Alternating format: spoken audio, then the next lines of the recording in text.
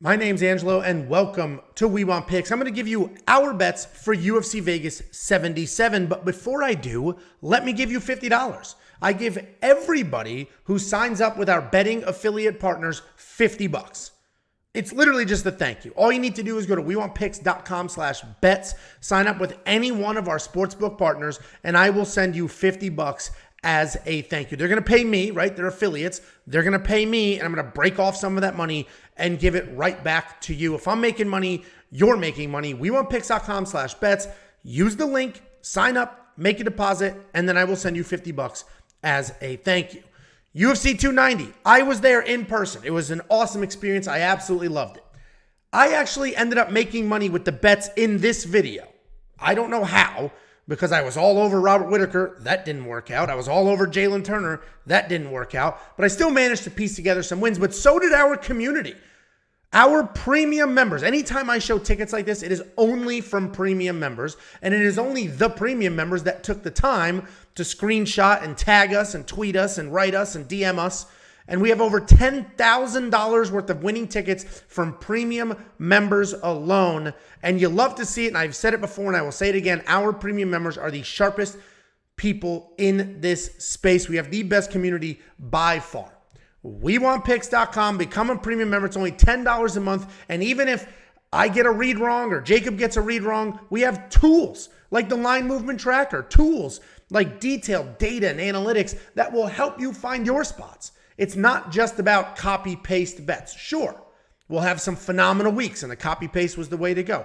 But other weeks, you have your opinion. You look at the tools. You look at the data. Maybe that sways your opinion. You look at our bets. Maybe that reinforces. Maybe it scares you away from a sketchy bet. Either way, it's only $10 a month, and you're going to unlock everything you and your parents, your sisters, your cousins, anything anybody has ever needed to make some money watching fights. WeWantPicks.com. Click become a member at the top. It is only $10 freaking. Let's talk about this card. So I've got some confident favorites and some solid underdogs for UFC Vegas 77. Last week, the names I put on the board for the solid underdogs did pretty well. Hopefully that continues this week. As far as favorites are concerned, I like Aylin Perez. And it might be weird to be confident in a 2-1 favorite, essentially, that's coming off a loss in her UFC debut, but you got to look at the opponent as well. She's fighting Ashley Evans Smith, super tough, a veteran, but she's been gone for 2 years, had major surgery, had a USADA issue. I think that sport has passed her by. Aylin Perez should be able to come forward, grind her way to a win. Jack Della Maddalena, minus 550. That's a discount. He opened at over minus 700, I think minus 750 on some books. And that line tightened. It's because his opponent actually is not a bum. He's stepping up on short notice, but he's probably UFC type ready, right? He's a solid grappler, can make some things happen. You're going to see some knockouts on his feet. But the reality is Jack should be able to defend those takedowns, light his face up, and get it done. My one and only concern here is, yes, Jack is fighting on short notice as well. His body has gone through the ups and downs of cutting weight. He cut weight last week, full-blown weight in, and then the fight was canceled. Decided to stay in Vegas, stayed in Vegas. They put something together. So almost like what Tatsuro Taira went through, and I said Edgar Chairez is dumb live in that fight, except I'm more confident in Jack Maddalena's abilities than I was in Tatsuro's last week. Azat Maksum, this dude is a prospect. He should be able to beat Tyson everywhere. Everywhere. He should be better than Tyson Nam, literally everywhere except raw power. So I'm very confident in him. You could actually parlay Maddalena and Azat Maksum and get 2-1 odds, maybe a little better, which sounds crazy, but those are the two biggest favorites on the card and two very confident picks. Then we got Holly Holm at minus 161. A lot of people hate that pick.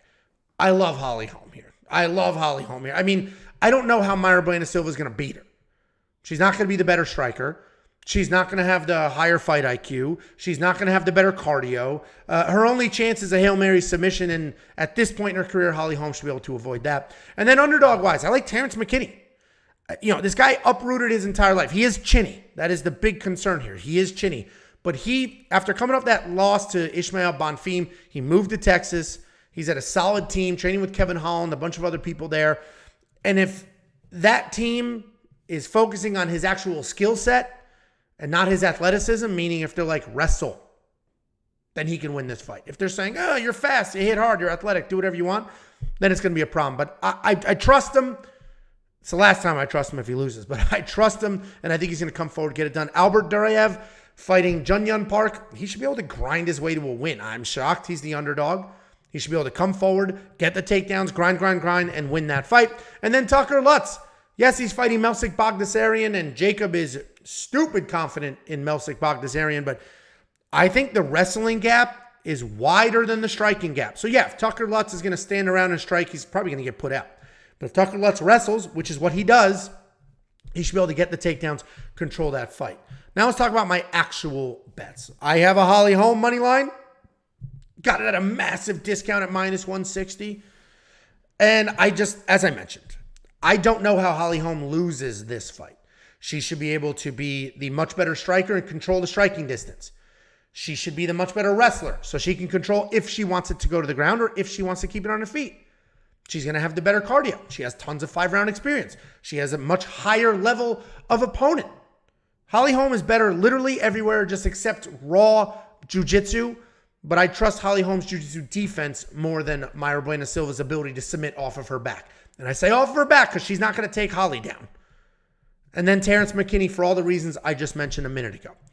I think the changing of the gyms, he was at a small gym in Georgia where he was probably the best fighter in the gym. Now, he's at a bit of a larger camp with some actual, I don't want to say, I'm not trying to be disparaging to his Georgia gym. I actually know a couple of the coaches there, but he's now at a gym where he is not the best fighter in the room. He has people of equal training abilities, equal skill sets that he can learn from, get better from. And sometimes you just need to make that change. He was with that Georgia gym for a very long time, so it's not like he's just bouncing around. So hopefully that works for him, and I trust that process, so I threw a quarter of a unit on that. Couple of props. Chelsea Chandler wins inside the distance, decision, no action. Yes, it's juiced at -210. I expect a full refund on that bet, but Norma Dumont was just dropped in her last fight by Carol Hossa.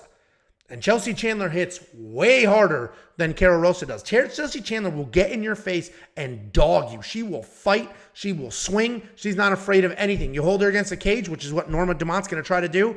She's going to circle off and swing like crazy. She's not going to quit on herself. She's not going to get frustrated by being grinded against the cage. And she's going to swing like an animal to try to get this done. So if she knocks out Norma Dumont, I get paid. If she loses the decision, I get a full refund, no big deal. I like Valdez Elder, over 1.5 rounds. I love over 1.5 when I just have two tough guys.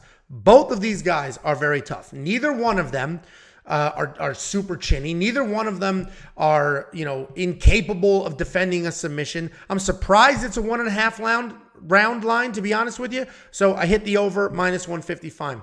Then I hit this last week. I took the woman's fight. I did the under, and I got it at plus money. Last week, it was Yaryui, and everybody's like, oh, she's going to. So I went under 2.5. This week, same exact thing. We have Dudakova and Nunes. I think Dudakova wins this fight. I think she gets it done.